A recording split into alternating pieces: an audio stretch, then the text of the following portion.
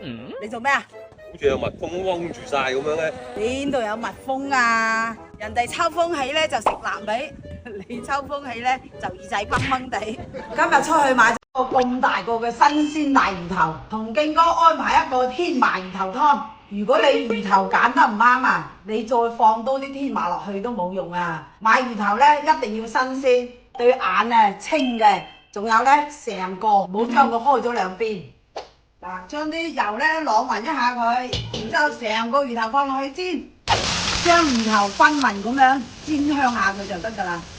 嗱，煎到佢咁上下就得㗎啦。燉呢個天麻魚頭湯咧，天麻15克，川芎10克，白芷10克，紅棗去核2、3粒，再加幾片薑，再加2個椰棗，新會嘅靚陳皮，將煎好嘅魚頭放落個燉鍋嗰度，再放埋洗乾淨嘅材料喺度。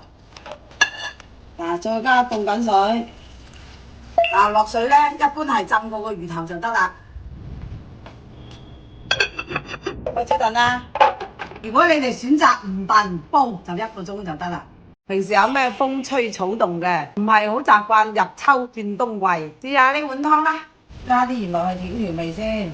嚟飲啦！哇！有老婆真係好啊！